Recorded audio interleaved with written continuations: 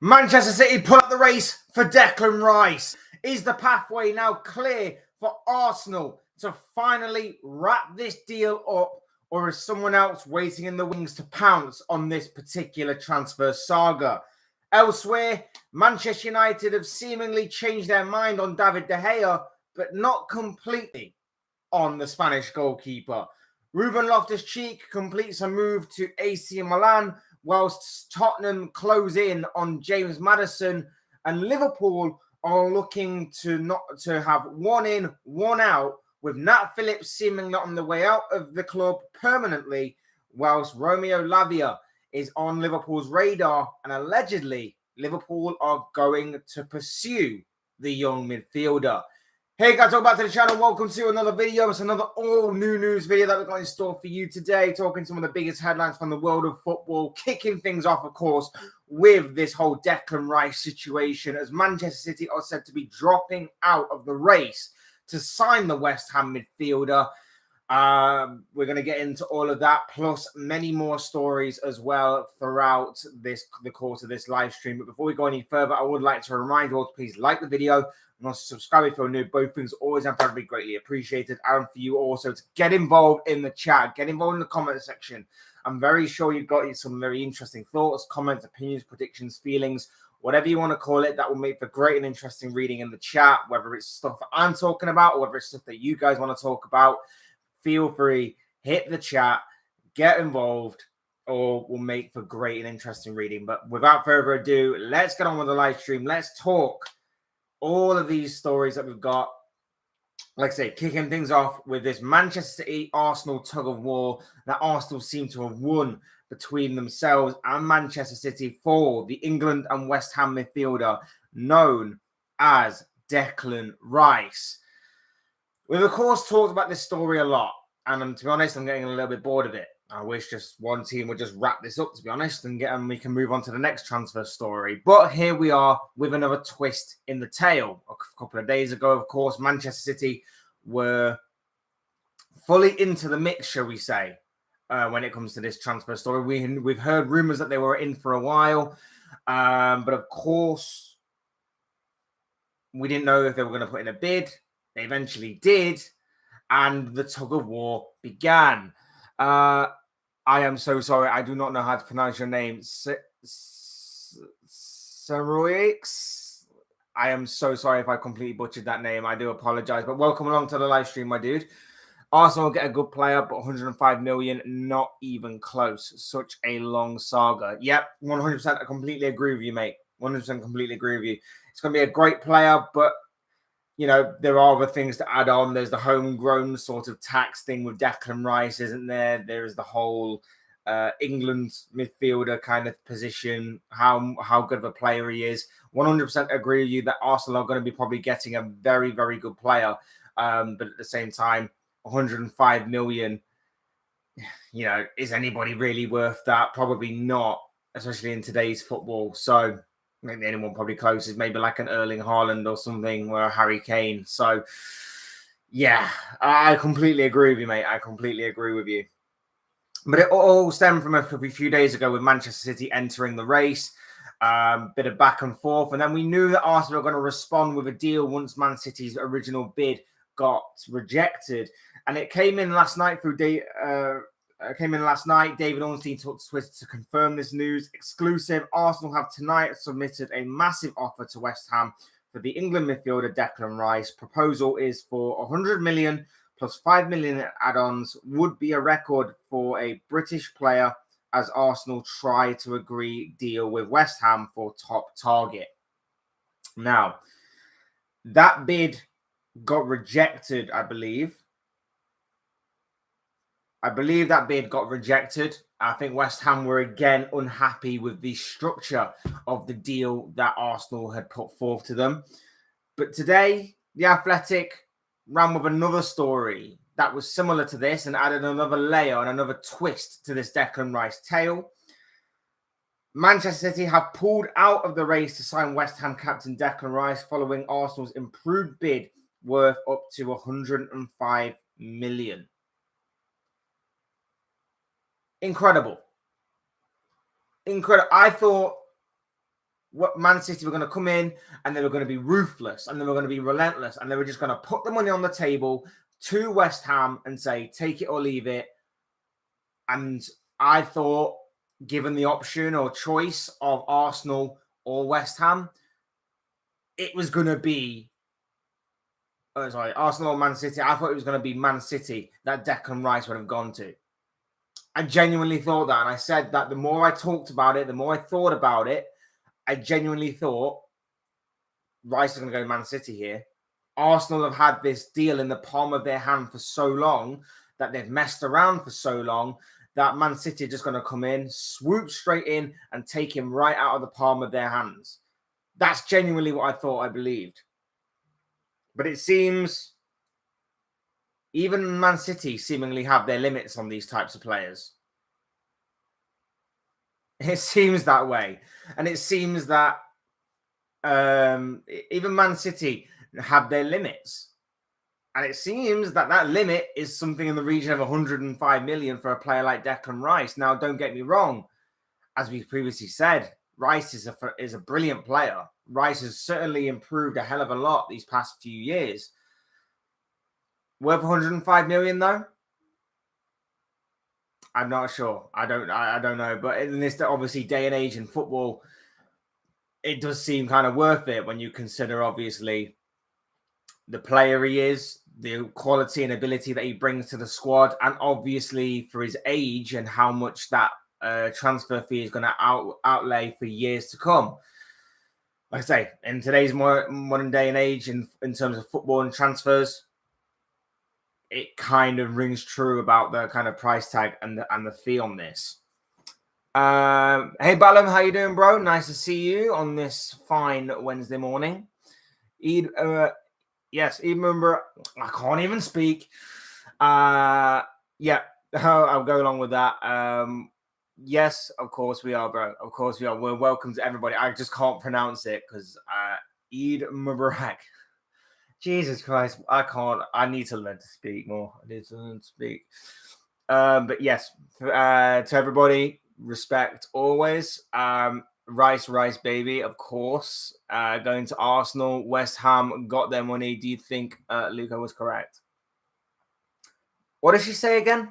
Remind me what she said again. I know she said something, but I can't remember off the top of my head what she said. I don't remember. So yeah, we're gonna. Yeah, I can't remember what she said now. You said it.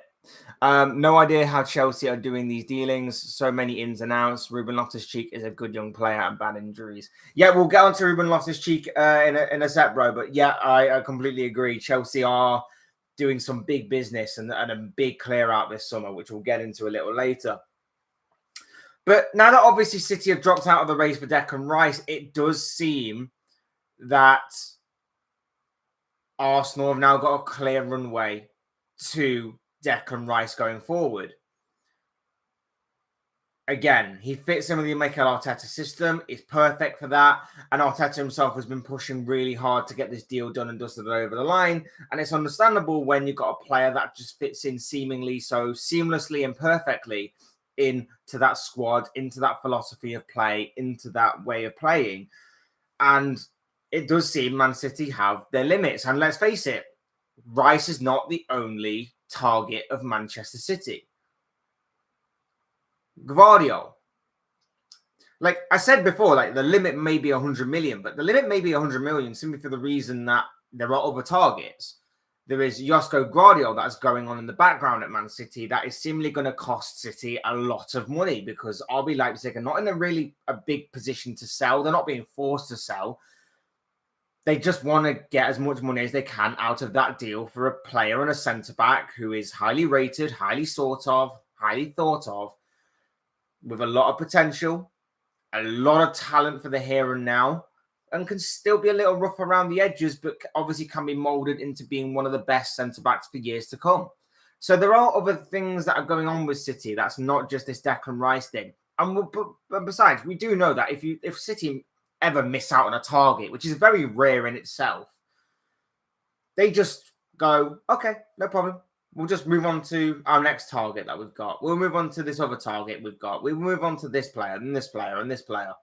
City don't stand on ceremony. They don't moan or complain. They don't cry about it. They just simply go, we've got another target waiting in the wings. We'll just turn to that target and we'll make him just as good, if not better, than what we would have done with our original target. So, like I say, for City, it's nothing really to cry about or worry about. They just move on as they normally do.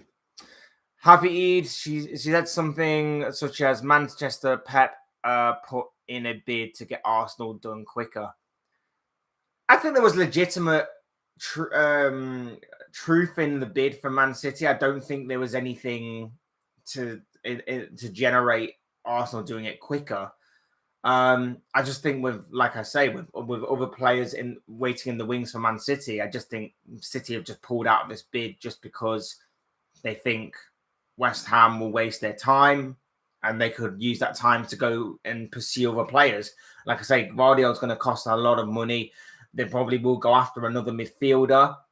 There's Frankie de Jong, who may be available at Barcelona. That could be something to look out for in the future. So I think there were just other plates spinning in the air for Man City right now that I think they've just got more of their attention on than Declan Rice. So we'll have to wait and see. Man City do spend 100 million, but he had release clause, but they are showing financial prudence, not throwing money around. I 100% agree with you. I 100% agree with you with the whole Jack Grealish thing. And yeah, they haven't basically done what Chelsea have done this past year and thrown money around to that extent. I just think at the same time, Rice would have been a quality player to have in terms of their depth and everything. I just think, like, when you consider that they've moved formation to play more of a 3 at the back formation, then you could have Declan Rice filling in for either Rodri or John Stones here and there. That rotation that Pep Guardiola likes to sit in there, and then occasionally maybe move to the number 8 role, maybe take over Gundogan's spot, even though, of course, I know they signed Mateo Kovacic, and he looks like he's going to be taking that spot of Gundogan's. But Rice obviously would have been an even bigger upgrade than what he would have been. Obviously, that versatility would have been brilliant for Pep Guardiola to have. It just seems, like I say, there are other areas that City are looking to reinforce and re-strengthen, and it just seems that they've got a lot of other targets that maybe are financially better for them and maybe a better option in terms of that financial wealth, maybe in terms of a better option of longevity, whatever the case may be. Similar to what Sayoix is saying, Manchester are the best run in Premier League, it seems. Yeah, I mean, when you have that amount of wealth and you have owners that simply do not care about money because they've got a bottomless pit of it, and they basically just want to stamp their mark on things, definitely. Brighton, I guess you'd say, are well run as well. They don't have obviously the financial wealth that obviously Manchester City do, but again, they are very well run, Brighton, so that's another one as well. Have you heard the Manchester signing Hakimi rumor? Only a rumor. Yeah, I've heard Hakimi's been linked with a couple of clubs. I think Manchester City was one of them, and I think it makes sense, obviously, with Kyle Walker leaving, that they would want to maybe try and bring in someone like him. But whether or not that happens or not, like I say, remains to be seen. Manchester will let a few go too, such as Ilkay Gundogan. Yep, he's already gone to Barcelona. Possibly Bernardo Silva and Riyad Mahrez. Well, yep, them two are being linked with Saudi Arabian moves, aren't they? So we'll wait and see on that one if that obviously does come off. Harry Kane to Bayern is 50-50, but can Bayern actually make Tottenham sell him? Well, this is the thing. Like, apparently personal terms are done with Harry Kane, and we talked about this in depth yesterday. But Bayern Munich don't normally part with so much money, and it's going to take seemingly in the region of 100 million to actually tempt Daniel Levy into selling his star striker. So I don't see Bayern parting with that amount of money, because Bayern never do. Bayern never do sell, do buy for that amount of money. We'll be interested to see how many players come in and out of Pep's team. He likes that rotation. He likes to keep things fresh. We'll have to wait and see what the clear out is and what the incomings are. But for a team that's just won the treble, he likes to keep things fresh and he likes to keep things motivated. So we'll wait and see. Rice was a Pep player for sure. Oh, absolutely. Absolutely. I think whether it was City he went to or whether it was Arsenal, I think he had two very perfect options available to him. Things to keep, like, he could complement that Man City squad perfectly. Like, the amount of ground that he covers, his ball winning, and then he can just move the ball quickly forward to the more influential players of the team, like your Riyad Mahrez's, like your Bernardo Silva's, like your Kevin De Bruyne's, like your Jack Grealish's, like your Phil Foden's, even Erling Haaland to an extent. He just moves that ball quickly forward as soon as he's won the ball back. High energy, high press. Pep would have absolutely loved Rice, but apparently just not for the price tag that he was allegedly going for. Bad news, Pierce. James Pierce says the Jurgen Klopp is leaving in 2026. He says 10 years, it seems. We'll wait and see. I think that it will be probably an end of an era at that point.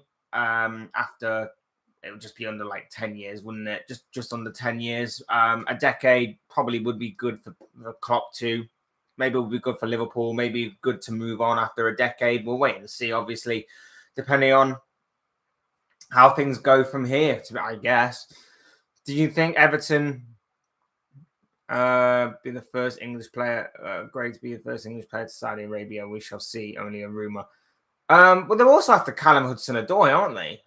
Allegedly, Chelsea are seemingly moving on a couple of their players, and Callum Hudson-Odoi obviously seems to be one of them. So one of them too, but either way, it's gonna be big money, isn't it? Bayern big name signing last season was Sadio Mane. Yep, it was big name player, but again, it was 30 million, and I constantly said, like, how is it 30 million for a player who's in the final year of his contract?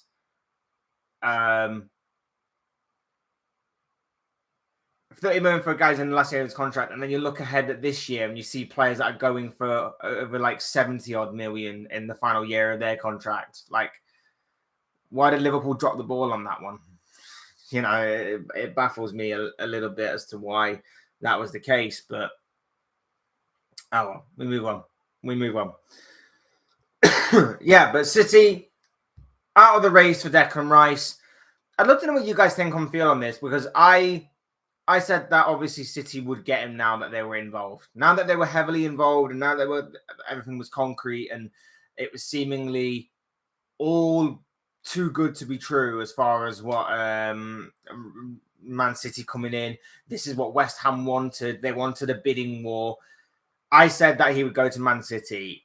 I kind of feel, a bit stupid that obviously City have now dropped out, but at the same time, I got something wrong. I hold my hands up and say I got it wrong.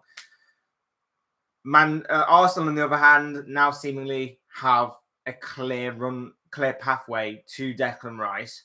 Whether or not there's someone else waiting in the wings, we've constantly heard rumours that Man United are still monitoring the situation, whatever that may be. Arsenal seemingly have a clear pathway now. Now, there's not going to be a bidding war, it seems, unless obviously Man United or someone else gets involved. So West Ham have got that out the window now. Like, that's not going to happen. There's going to be no bidding war. It's going to be about the structure of the deal. After weeks and months of negotiations from Arsenal, they still can't get the structure of the deal right, which is mad considering they spent weeks and months on this. How long do you need? Why are you still trying to lowball West Ham in terms of the structure of the deal? Just get the deal done, lay the money on the table and get the deal done, because this is a guy that will improve your team, improve that midfield, become a leader in that team, maybe even captain in future years, very early future years. And as a top quality player all round, I don't understand why you just wouldn't put the money down on the table. And they've already had one scare. They've already had one scare in Manchester City, and they managed to fend off Man City. But who's to say that the Saudi takeover won't happen for United and then they won't come calling? who's to say that another big team out there won't come calling? Arsenal need to wrap this deal up. I think they will now. I'm pretty sure they will now. I think they'll get it done one way or another. Eventually, negotiations, one of the teams will cave in. West Ham, though, they're facing a losing battle to keep him. Now that there's not going to be a bidding war, it's just going to be about the structure of the deal. And to be fair, I think Arsenal will get this deal done and dusted. And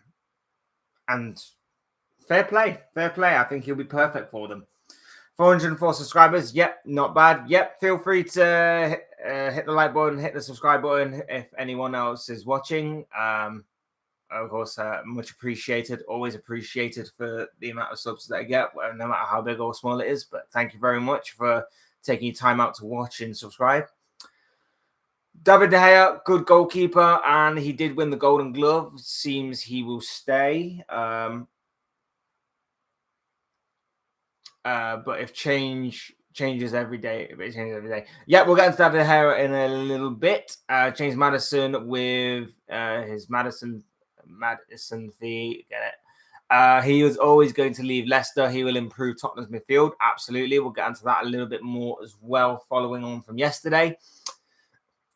A lot of teams will look at Leicester, Stoke, not so long ago, be like teams who people say can't be relegated or too good to go down.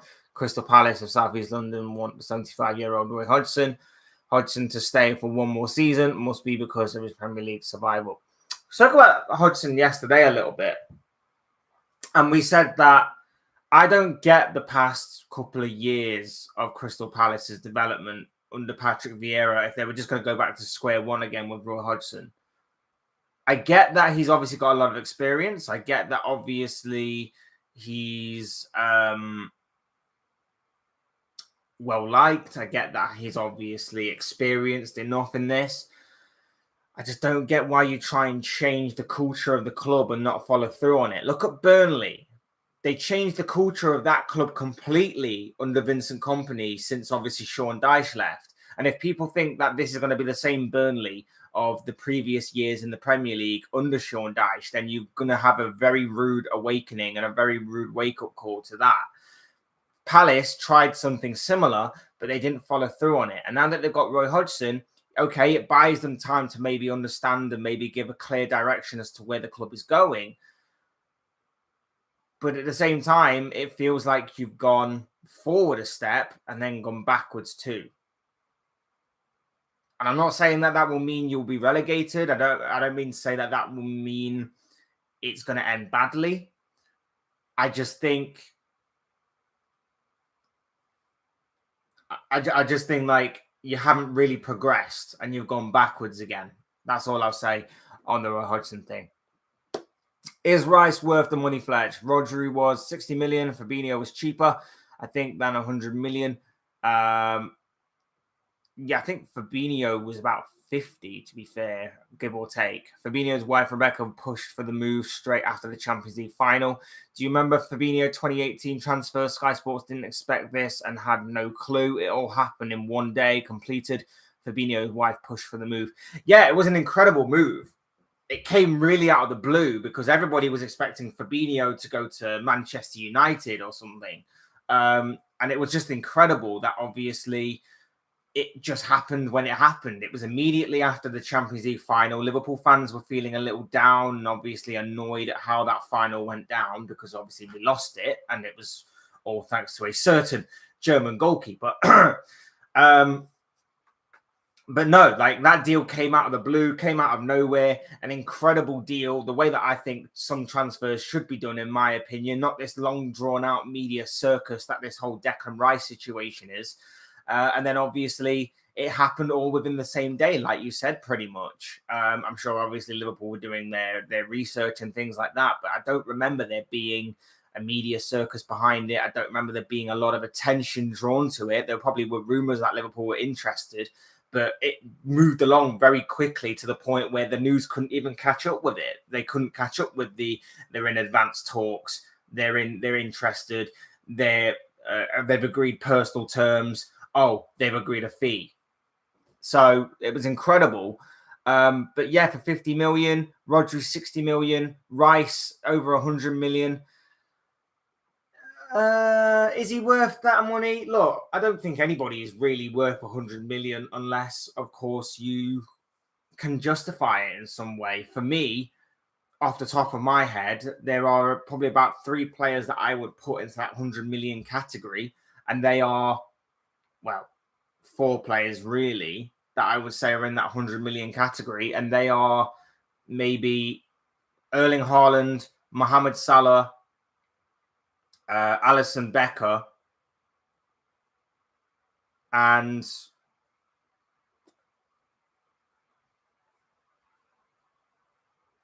maybe Kylian Mbappe, maybe Mbappe. Probably the only thought, like in my opinion, like obviously the money's inflated, the money's gone crazy, and in some ways it's very interesting and exciting to talk about. But like I say, to be worth that amount of money is crazy to me. But that's just obviously the kind of transfer market in the world of football that we live in right now. Is Rice English tax in some ways? Oh, of course. There has to be a bit of homegrown and English tax in there, thrown in there for the squad registration things. There has to be. I know people say like it's a bit of a myth. People say it's not genuine, but you know, it clearly is. There's clearly a little bit of English tax in there, and homegrown tax due to obviously having all of that stuff. All I'm saying is that Fabinho's wife made the Liverpool transfer happen. Hey, families sometimes do it. Families and things sometimes have big influences on where footballers decide to stay or where footballers decide to go. So look at Jurgen Klopp when he signed a new deal last year or year before. It was his wife that basically told him, "You've got to sign this contract." So there you go. Roy Hodgson is very elderly. That is why I thought let the nice man retire. Well, I thought that was the plan. I thought the plan was for him to go into the sunset and retire, but Harry just misses football too much, and I can't blame him. Liverpool, I know it's almost early July. Liverpool need to work on. Remember that one summer where Sky Sports thought Jadon would leave, but he didn't, and a year later he does. Football is a funny old game. Absolutely. Like, there are always twists and turns in every transfer saga, and Jadon Sancho was no exception. West Ham have the money. Does that mean they want Harry Maguire? They will try, and it's to keep an eye on. What have your sources told you? No sources on this one. I know obviously Maguire's received a fair amount of interest from the likes of Tottenham and Villa and West Ham. And to be fair, I think that he'll actually do very well at West Ham if he was to go there. I think obviously West Ham are in need of a defender. I think with how they play a bit of a low block, I think it will do Maguire the world of good. So he's not constantly having to worry about players running in behind him and him having to try and catch up and obviously failing miserably because he just doesn't have the reactions or the pace to keep up.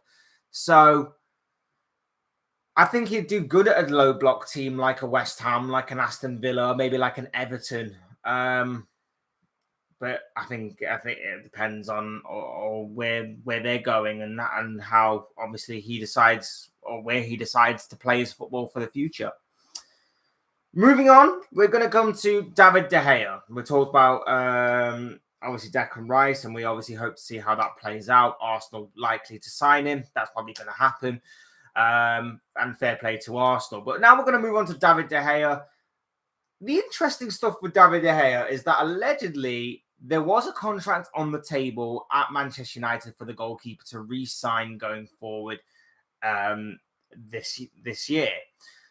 The contract stipulated that it would be a less or a lower wage fee, and he would probably have to make do with being the backup goalkeeper for years to come. Now, allegedly, that was signed by De Gea, and he was willing to accept that stipulation. However, it seems that at the last moment, United had a change of heart and United performed a U-turn.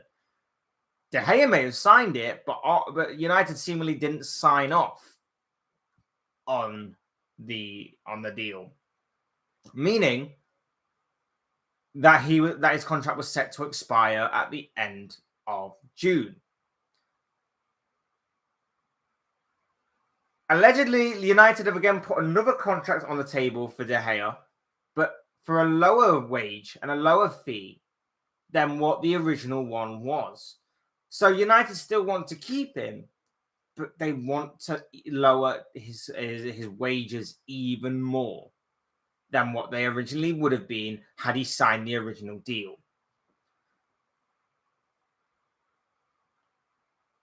I don't know if this is I don't know if this is obviously something with a potential transfer coming in.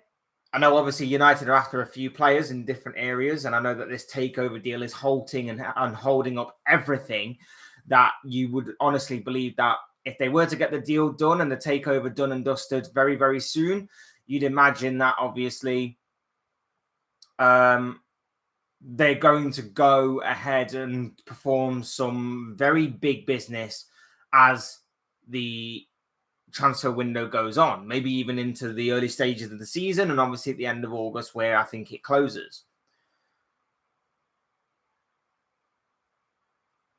But this just amuses me that they'd offer him a contract and then perform a U-turn the way they did, but offer him a similar contract, but with even less money.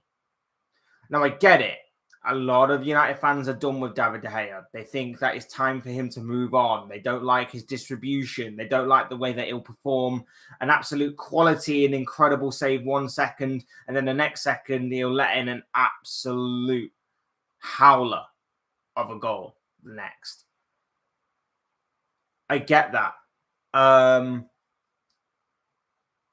But with Dean Henderson seemingly done and dusted and going off to Nottingham Forest, with obviously David De Gea seemingly being the only goalkeeper as of right now, and depending on how long this takeover thing drags on, they've got to go out and get another goalkeeper of higher quality. And there has been talk about Andre Onana. There has been other talks of like David Raya, for example, throughout this transfer window. I just want to know where United stand. Even as an outsider, I'd like to know where United stand on this, so that from the outside looking in, being a neutral, I can see where United probably would be going on this, where they go from here. Like, this whole takeover thing is annoying. This whole takeover thing has been dragged on as long as the Declan Rice saga has. Just get it done. Just get it done, or find a way to get it done one way or another. Just amusing to me. Just absolutely amusing to me that this deal hasn't been done and dusted. And we, of course, wait on how this situation will play out. Amusing. West Ham in the famous Olympic Stadium, in the Europa League as well next season. So we'll wait and see how they do with that. I thought Manchester United keeping Nathan Bishop was smart. The third goalkeeper being English and homegrown. David De Gea staying or going. Nothing is confirmed yet. No, not at all. Not confirmed at all. We'll wait and see, obviously, how that plays out. It is the end of June now, Fletch, pretty much. So we shall see who is free agent or not. I imagine the contract will still be on the table for him. It would be similar to Gundogan's when he left Man City. The contract was still on the table for Gundogan, but of course he had his heart set on joining Barcelona for a new challenge and somewhere new. So fair play. Nat Phillips should leave also. We'll get on to Nat Phillips a little later. Time for him to play matches elsewhere. Of course, Fabrizio tweeted about Rice now seems to be done. Did he tweet? Yes, Romano says that this is the final point being discussed between Arsenal and West Ham for Declan Rice. Arsenal offered to pay 100 million fixed fee in 4 years. West Ham want 100 million fixed fee to be paid in 18 months. Talks progressing. It's very close. Arsenal confident since yesterday. And why wouldn't you be confident after your biggest rivals have dropped out of that race? And it seems like no one else is going to have the financial capability of obviously doing that and obviously matching your bid. So why not? Why not, essentially? Ruben Loftus-Cheek, that's the start of our next story. Ruben Loftus-Cheek to AC Milan. Won't dwell too much on this one as it's another Chelsea piece of deadwood, someone on the chopping block at Chelsea that is on his way out of the club. But yesterday, AC Milan have reached an agreement with Chelsea to sign England midfielder Ruben Loftus-Cheek. Deal for the England international worth 15 million plus add-ons. Personal terms in place, 27-year-old to sign 4-year contract. Simply put, Chelsea again get a bit of money for a player that they don't want. 50 million for Ruben Loftus-Cheek is pretty decent. I think it's like something in the region of 5 million in add-ons, so it could reach up to 20 million should certain clauses and everything be met. It's good for Chelsea. And like I say, they're having a big and proper clear out that has been needed for the past couple of years. And they're finally getting it done and dusted. Now, whether or not that means that they're gearing up for some big moves, obviously remains to be seen. There is obviously the Caicedo deal, which we can kind of all expect will happen and will take place. So Caicedo seemingly is a likelihood. But then who else do they get? I said before and I'll say again, Chelsea don't need to go big in terms of quantity. They need to go big in terms of quality. If they can get an original starting 11 and then a subs bench that is adequate enough to fill in here and there, with not having any European football, they can focus week to week, game to game on the Premier League, one game a week. And they can build up that way. And whilst everybody else is focused on Europe, Champions League, Europa League, it might give Chelsea the advantage of having a star quality squad that's full of big money players, full of quality that they can then build on for next season if or should they reach that top four back to where they want to be. It's a smart move by Pochettino. It's a smart move by Chelsea. And like I say, so far, so good, in my opinion. They're getting rid of a number of players that they don't need or haven't needed or just want to get rid of because they'll be financially, there'll be a financial asset to them, whatever the case may be. Deadwood, whatever you want to call it. I think it's good moves. I think they're very good moves by Chelsea. I would be a little bit scared. I don't think they're there yet, of course. I think obviously they need to bring in some players first. They've already started with like Nicholas Jackson, for example. There is talk of obviously the Moises Caicedo deal continues to rumble on. And there's talk of Victor Osimhen. Christopher Nkunku's obviously came in.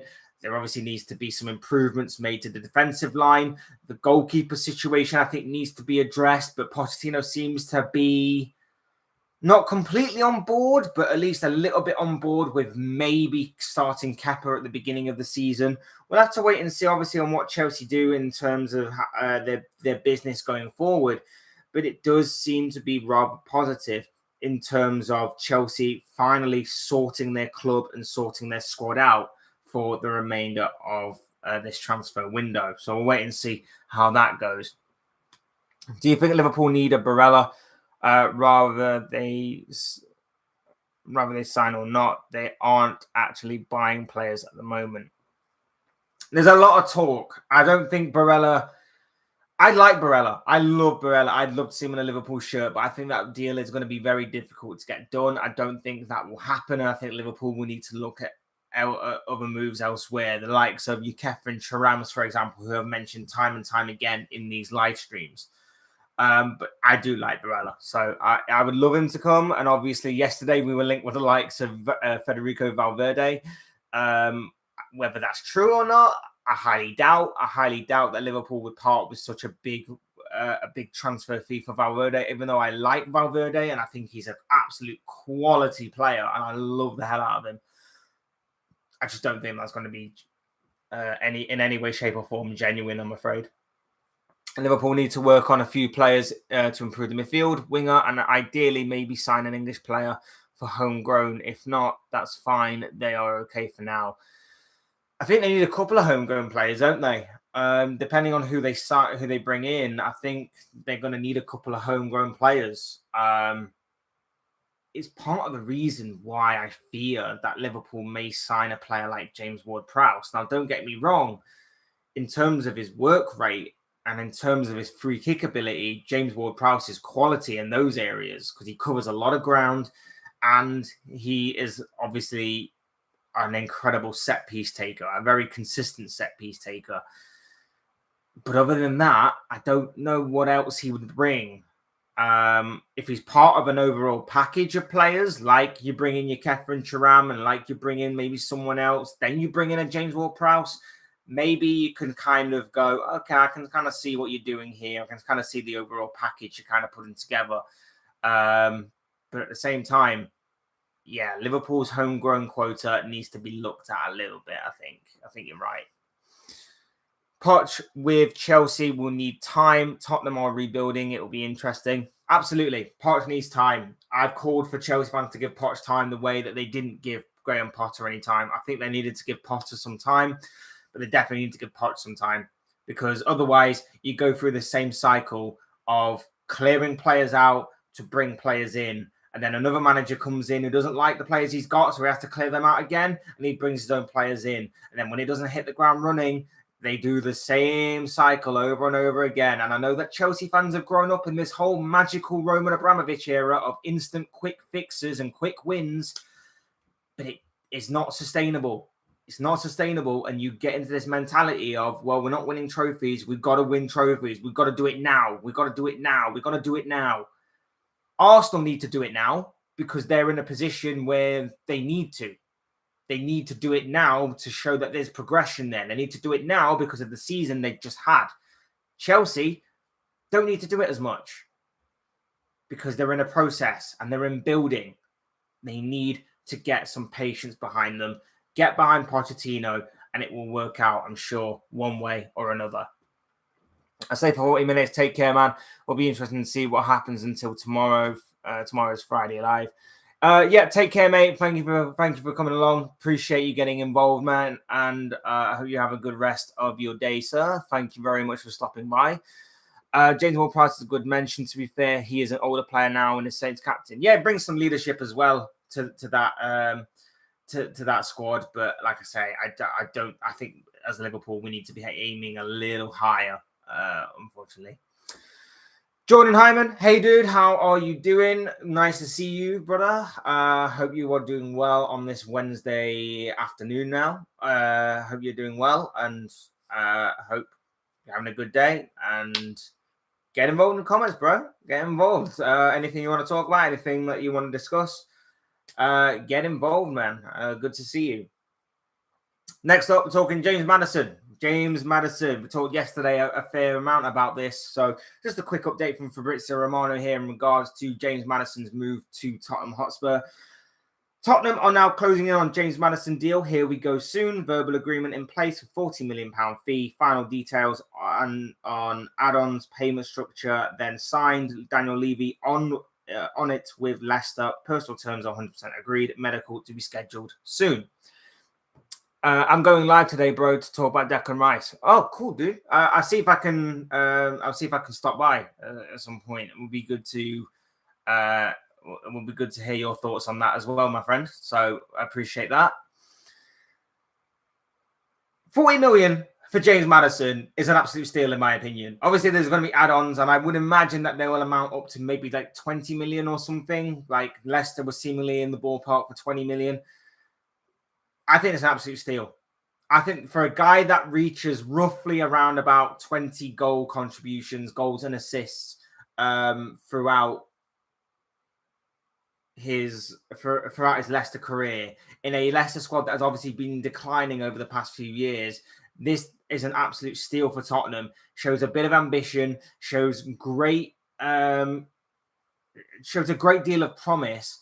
And I, for one, cannot believe out of everybody in the Premier League to be wanting to sign James Maddison, it is Tottenham Hotspur who are winning this race. And then even if you can call it a race, because I know that obviously Newcastle have been involved, but Newcastle have been distracted with Sandro Tonali and whether or not they have enough money to get both, and whether it's going to be one or the other. And eventually they've gone with Tonali because they see Bruno Guimaraes as the more attacking player of the front three, where he can showcase more of his strengths and more of his ability. I get that.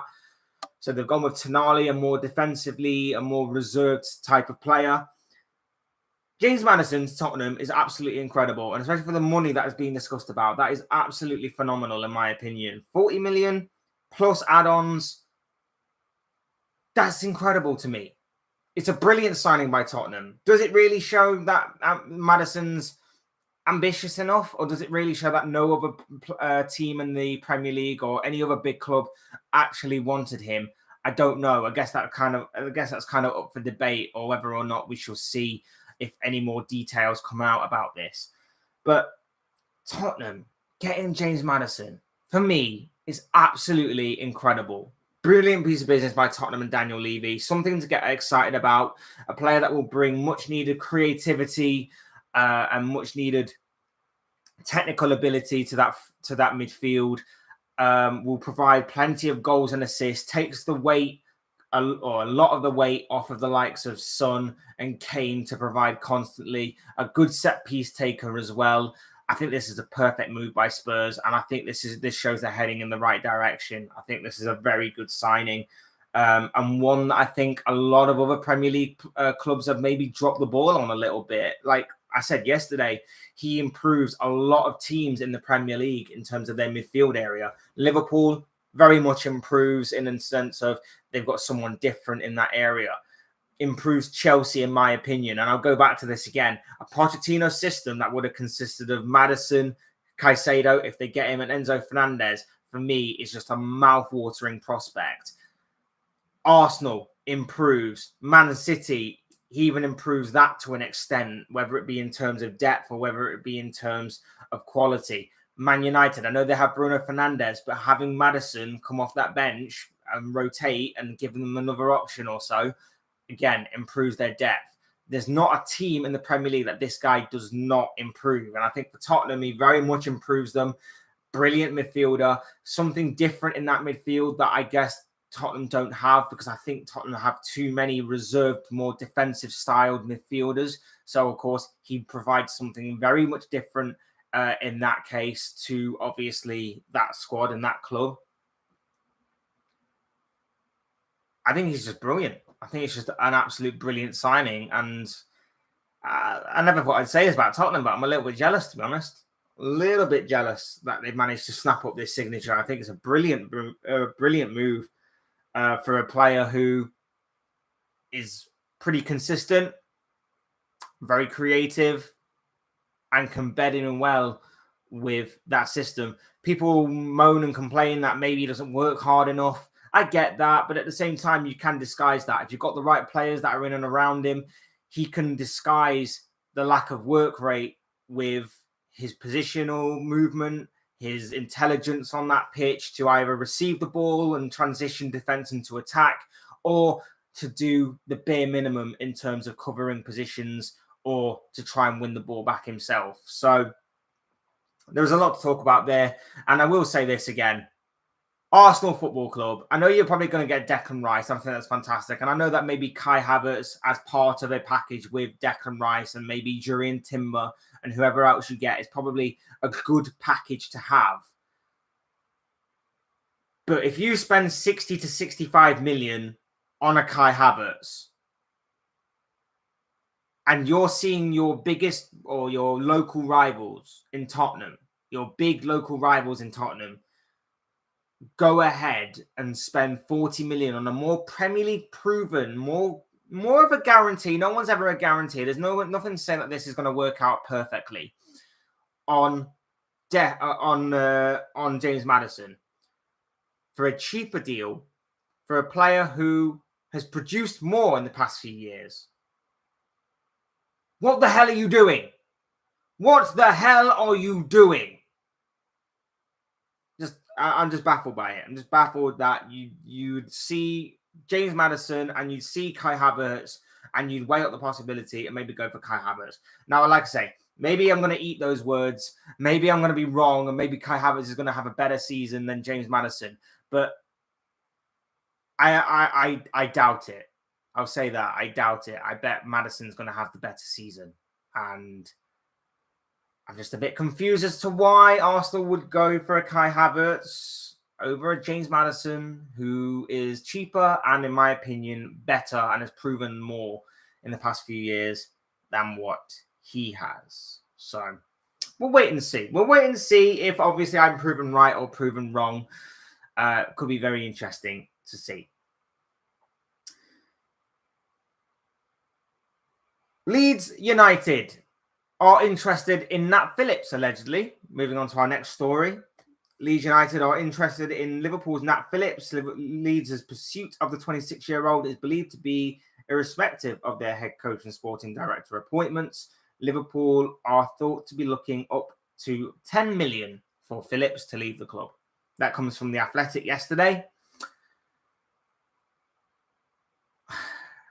It's interesting because, as I said earlier, in regards to Liverpool's homegrown quota, Liverpool are not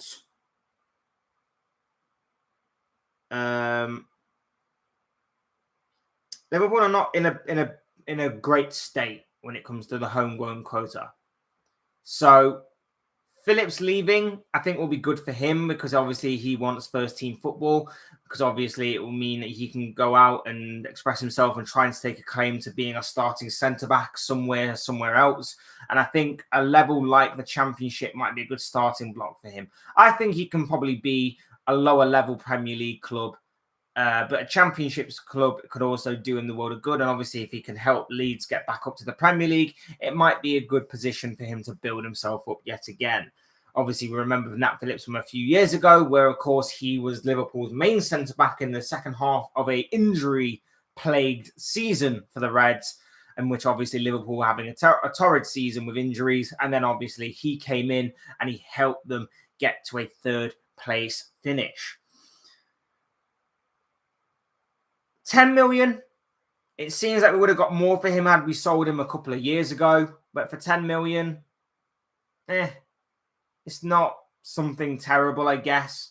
I guess it's not completely bad. Probably would have liked to have got a bit more for him, somewhere in the region of 15 million maybe, for a more old school centre-back who obviously, like I say, is English, fills up the homegrown quota. Yeah, I can see why that this would happen, and I can obviously see why for him it would be a good move to go. But at the same time, like I say, it's it'd be interesting to see. It'd be interesting to see how obviously this goes for Nat Phillips. And sticking with Liverpool for our next story, we talked about this a little bit in the past couple of days. Romeo Lavia of Southampton is an interest of Liverpool. Obviously, we've known he's been linked with Arsenal as well, but it does seem that Liverpool have made their interest known and they are going to bid for Lavia going forward. Southampton will want and command a hefty fee, of course, but we'll wait and see, obviously, how this one goes. For me, I like Lavia to an extent. I think he's very rough around the edges, but I can see the potential there.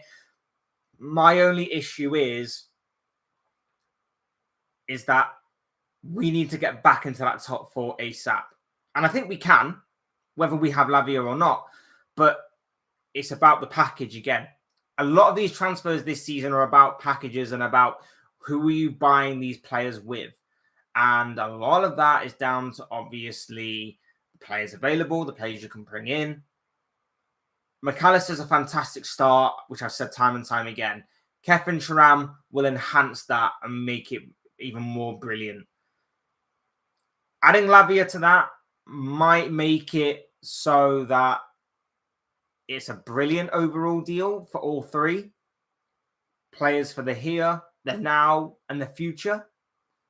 You combine that with the experience and the leadership of the likes of your Jordan Hendersons, obviously your Thiagos, if he's fit, to a certain extent, maybe your Fabinho, that's been there at the club, can pass on that leadership and experience, even though, of course, he had a very poor season.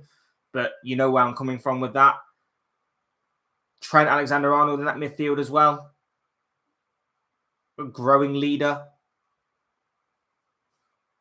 You see it more and more. And like I say, I, for one, like Lavia, rough around the edges. But again, it's going to be about the fee for me. And I know like people go, oh, it's not my money. Why do I care? Go and sign the player. Well, you should care because these are the kind of things that Liverpool use for when they can't afford bigger and better players somewhere down the line. So there you have it. Like, It's not your money, but at the same time, these are the kind of things that go, well, because we spent so much money last year, we can't spend that same money this year, which means we've lost out on these players. Yeah. So we'll wait and see on that on how the Lavia deal works out. Obviously, Liverpool will need to move quickly though, because